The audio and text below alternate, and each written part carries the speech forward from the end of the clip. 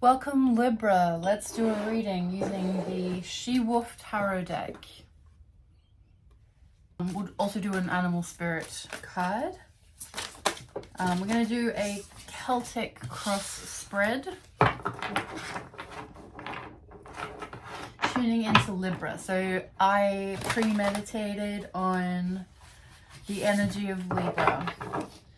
And the information I got was that Libra might be feeling a bit out of touch, like out in the field. There's this sense that they're a bit untethered at the moment. I was sort of seeing this field wide and open and kind of spacey and wondrous, and we're kind of immersed in that zone, just kind of out in the field, out of touch. So the message was to connect to the body, to come in and connect to the body and connect to the ground.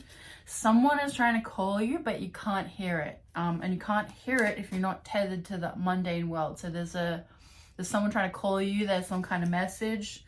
But if you're, completely unconnected, then you can't get the message, they can't reach you. So that's the message coming through for Libra at the moment. And we got the Four of Wands just throw itself out there, which is a little bit about ceremony and celebration. So maybe it's a message about ceremony. Message about a ceremony. Let's do this.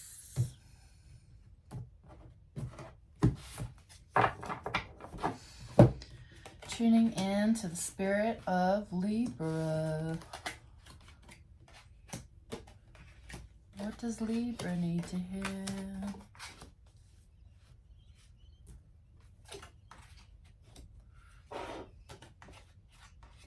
Ooh.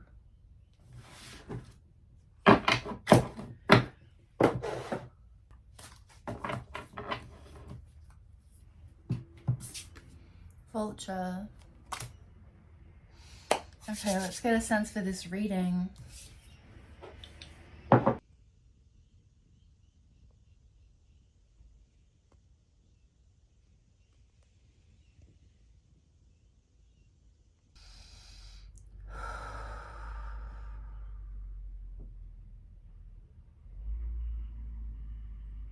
All right, Libra, let's get into your reading. We have the 10 of Cups as your current situation. So you may be feeling like quite plumped up. You might be, as that sort of earlier meditation suggested, of sort of being out in the field, a little bit out of reach. There might be a lot of like plentiful feelings of enoughness in your own aura, in your own space, and sort of, getting out there and potentially even being a little bit disassociated, but feeling very fulfilled and feeling nourished in your current situation. So it might feel very comfortable in a place like the womb that you don't really want to leave. With your challenge at the moment, it's the Six of Pentacles. So the challenge here is with the Six of Pentacles, we're really leaving behind the Five, and we're coming back into balance and able to share the wisdom of what we've learnt in that place. So is there any challenge around how to share the wisdom of what you've learnt and what you've been through and what you're going through? And how is it that you rise above that experience and also share that experience with others, so you're able to give as well as receive? So you've come up better on, you've come into a better circumstance, or you've recovered from something and learnt a lesson, and in that recovery we need to also be able to come back down and share the wisdom of what we've learnt. So what we have to focus on is the Six of Swords. And with the Six of Swords, with this card in the She-Wolf Tarot deck, this is about, change, and it's about needing to do something a little bit different to the norm, stepping out of the routine and throwing something a little bit spicy, a little bit out of the way, to jazz things up a little bit. So what you want to focus on is what can kind of pull you out of this zone of fulfillment and wonder, and kind of get you to tether back down by doing something that floats your boat, that gets the spark back, that initiates or ignites inspires with the swords energy. What can inspire you based on a new experience or a new thing to get up to? Something that you're not as familiar with. Something, yeah, that kind of breaks you away from the boringness of the mundane, but something you haven't done before.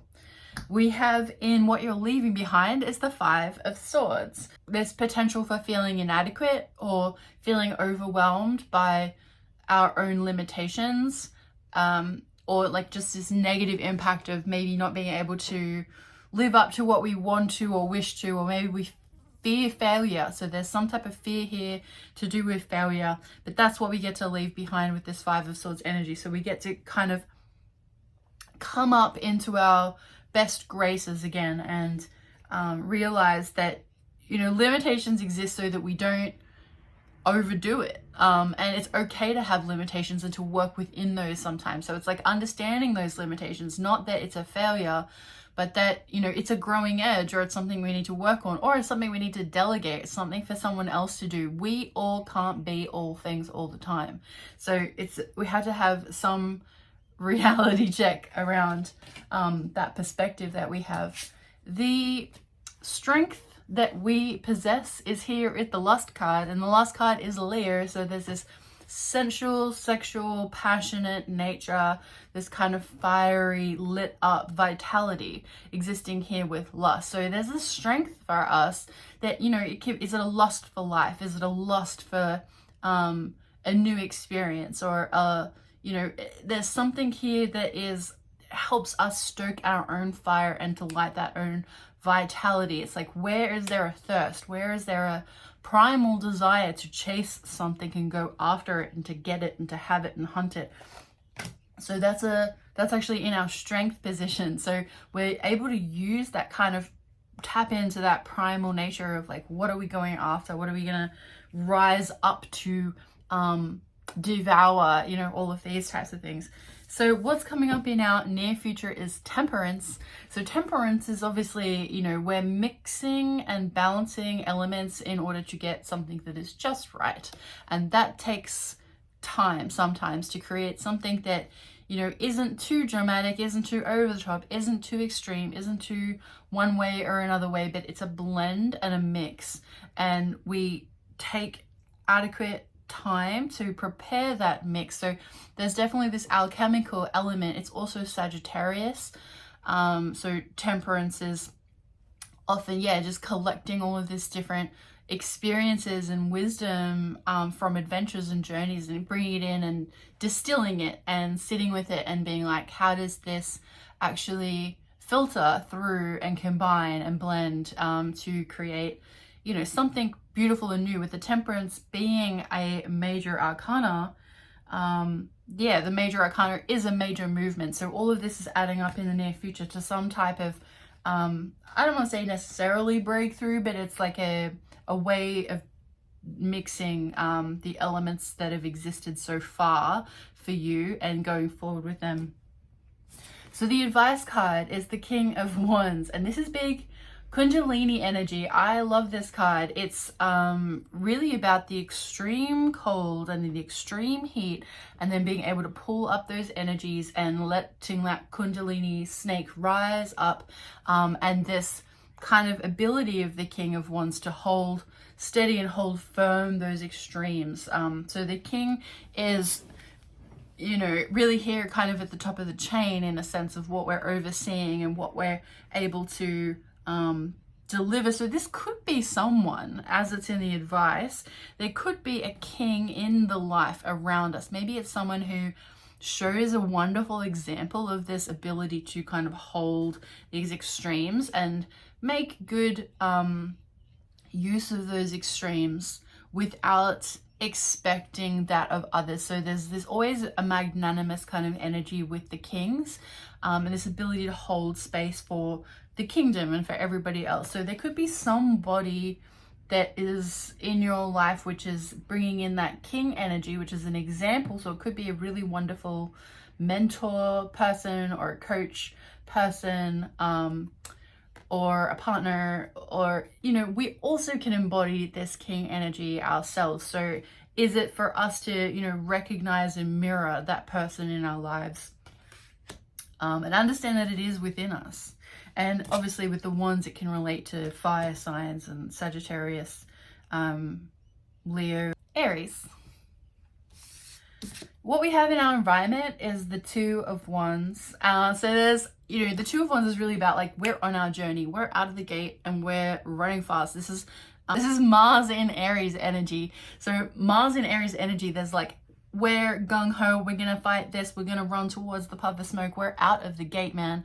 So once we're out in the fray, maybe that's part of connected to why we might be feeling a little bit disconnected. Because the environment around us is looking a bit scary. The environment around us is like all of this kind of frayed energy. And we're like, actually, no, I'd rather be floating in my field of clouds and flowers and all of this beautiful stuff, and really not dealing with what's around me, because it's kind of destructive and brutal and crazy, and like I don't necessarily want to go down into that. So that could be part of what we're maybe trying to avoid, but there's no need to avoid it. You know, this is what part of that you've been through your struggles, and you bring down that wisdom. So that's that challenge that we need to work through with Libra at the moment. It's like, how can you support people, not to try and change them or influence them, because you just can't. Where people are at in their journeys is where they're at, but maybe there's something that you've learned and you want to be able to demonstrate that, or show that or share that with others. So putting yourself maybe a bit out of your comfort zone to do something a little bit different might put you in a position or a place with people that you can actually share some of that wisdom. What we have in the hopes and fears is the Death card. So this requires leaving behind a way that you thought you were and changing into something that you don't know yet. And we have this growing edge with the Death where we're scared to leave behind that familiar feeling of who we think we are or who we know ourselves to be. But we're constantly undergoing this cracking open and breaking through. This is like a pattern. This is like, you know, the only consistent thing we have in life is change. Is that the way you say it? It's totally wrong. But there's always this upgrade and these opportunities, almost like a crossroad. But with the Death, it kind of comes as you know, you don't really have a choice. You're stepping through a threshold and stepping through a portal, and you're emerging as something new, and you don't know what that is yet. And the old body gets kind of incinerated. Like there's a renewal that takes place. There's a rebirth that takes place. Yeah, so interesting with that being our hopes and fears. So we're trying to maybe like hold on to this way that we want it to be, or this comfort zone, but this is what we're breaking through for. So going to a growing edge, going to a new place of experience with a new perspective and a new way of seeing things. And in the potential outcome, we have the Ten of Pentacles, and it's upside down. So the Ten of Pentacles, you know, is kind of when we're like at the top of the hill and we've been on the whole quest and the journey, and we've defeated all the things and all the odds, and you know, we've actually like come up pretty good. We have like our money bags, and we have like a lot of resources and wisdom, and the tribe is there.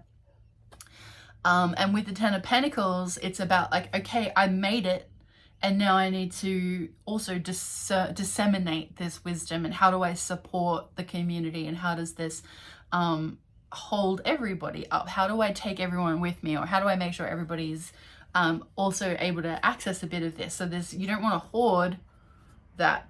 So there could be, with this being in the potential outcome of, you know, if you don't break out of that dream state and come back down, not saying you have to get into the business, but like the earlier message said, just connect and ground in order to be able to receive the call.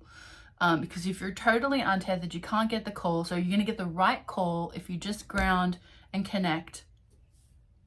Otherwise, you could end up kind of not fulfilling this capacity to share and to hold up the community. You might, you know, be leaving tribe behind.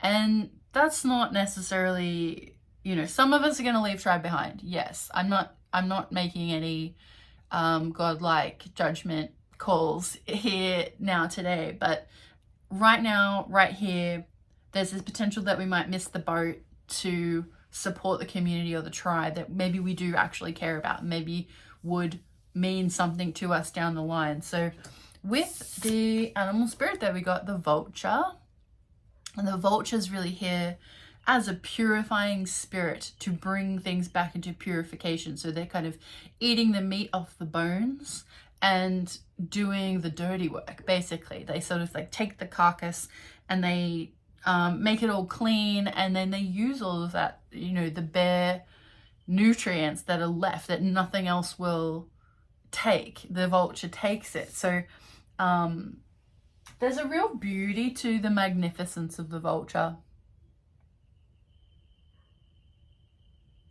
So what seems like a mistake or a tragedy, can actually be, you know, the best way forward for us. So relaxing and allowing and surrendering to that transition and that transformation and that rebirth as something that, you know, you need to be in order to support that tribe, because you're in a position where you can share wisdom and you can support tribes. So with that being said, I hope this was supportive and helpful. If you would like to like this video or comment below, share the video, subscribe to my channel. If you'd like additional readings, if you want to go into human design, or if you have an interest in holistic interior design, check me out on Sunbaker Studio. My name is Natalie Moss. Have a beautiful day. Bye.